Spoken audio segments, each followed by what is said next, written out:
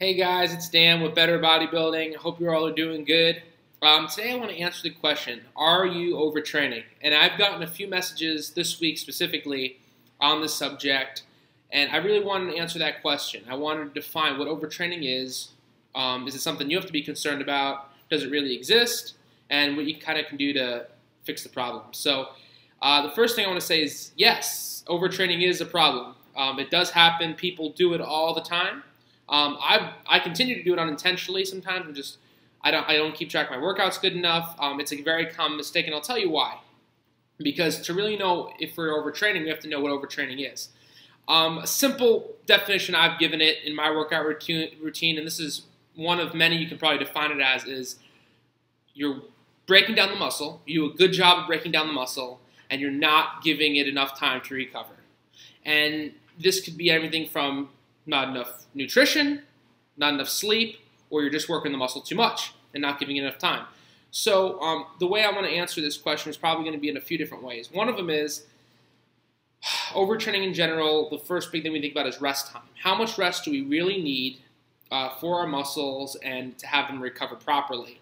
And the way I want to attack this is this. Just say today for me was chest day. So, and I have a few videos from that coming up too, so take a look for those. Today was chest day for me, and I wrecked my chest today. I was in there for about an hour and a half. Like I said, my workouts are a little longer, and I want to make a video explaining that in the future too, but I was in there for an hour and a half, real focused. I killed the muscle. My chest is crazy weak right now. It's done. So really finished it off. What overtraining would be for me, and this is my definition for my workouts, is I go back tomorrow. I try to do my best to murder it again, although I don't think I could get too much weight up tomorrow if I tried. And then I want to go back and probably hit it again this week. Just because, hey, I feel like my chest is a little small. I want to be just killing it. I really want to see it grow. So I'm just kill it. Do it day after day after day. And maybe I do that for 2 months straight. I'm just like wrecking it 3 times a week. There's like rest is not on my mind. And I'm just doing that for like 2 months straight. The reason I had to define it though, the reason I had to say for 2 months straight, I'm doing it 3 days a week, is because actually, to overtrain, one of the big factors, it has to be habitual. It has to be an habitual pattern to kill a muscle and not have enough rest time. So what I mean is this. Is it okay to work out chest 3 times a week? Sure. It's a trick called overreaching, and it's when we purposely overtrain a muscle, but we limit it. So I like to call it organized chaos. So you're killing it this week, maybe you kill it next week, 3 days a week, 3 days a week chest next week, but then after that, you're going back 1 day a week. Maybe you're not doing it at all the week after that. So it's a way to mix up your workout. So that's not overtraining. Working a muscle 3 times a week in 1 week is not going to overtrain that muscle. As long as you keep track of your workouts, you know you're getting the desired rest after that.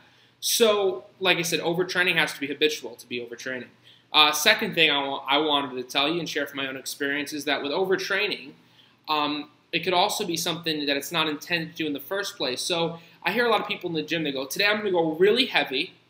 And they do every week like this. So they'll work out like this every week for months and months and months, over a year. Well, today, Dan, I'm doing chest. I'm killing it today like I did today. I killed it today. But then what I'm going to do is on maybe like today's Monday or today's Sunday, and then maybe on Wednesday I'm going to hit chest again, but I'm only going to touch it. They call it touching it. I'm only going to touch on it. I just want to keep the blood flowing there. For me, that's never worked. And I'm not saying that there's not a way you could implement that, but for me, the reason is touching it comes from complementary muscles. So for chest, on my tricep day, if I do narrow for triceps, narrow bench, that's still touching my chest. Push-ups. I like to incorporate push-ups and pull-ups throughout the week. That's going to touch my back. It's going to touch my chest again. So with me, this especially pertains to arms, because your arm is almost involved in every day we do. Chest, tries, of course, right? So if I have just a specialized chest day, and I have an arms on another day, I'm going to touch my chest again, or I'm going to touch my triceps again, because I'm going with those complementary muscle groups. So complementary muscle groups and the concept of complementary muscle groups really tell us that we don't really need a touch-up day, right? We don't really need one. And it actually, by adding those touch-up days, it makes our pattern and our strategy a little bit more mixed up and convoluted, because you're really touching on those muscles if you're doing a good form and things like that in your other workout days. So a good example of that, like I said again, is arms, because you remember you killed arms one day. Just say I had a bis and tris day. I just want to work all my arms. So I kill both bis and tris. But then back day is coming up, you're going to touch bis again. Even if you don't want to touch them, you're going to touch them. So Although with really good form, really good form, you can really limit that, but you're still going to touch them up a little bit. That's your touch-up day. So, those are kind of the two really big concepts I wanted to throw out there. Maybe you know more, comment below. And as always, I appreciate if you'd subscribe to the little red box in the corner here. And I hope that kind of helped you clear the air on what overtraining is. Remember, I'll just leave you with this. Overtraining is not doing any of these things for 1 week or for, a few days straight. It's an habitual pattern of not letting your muscles rest and recover. I'm going to get into other videos with eating and nutrition, sleep, and other important factors to recovery. But until then, guys, have a good one.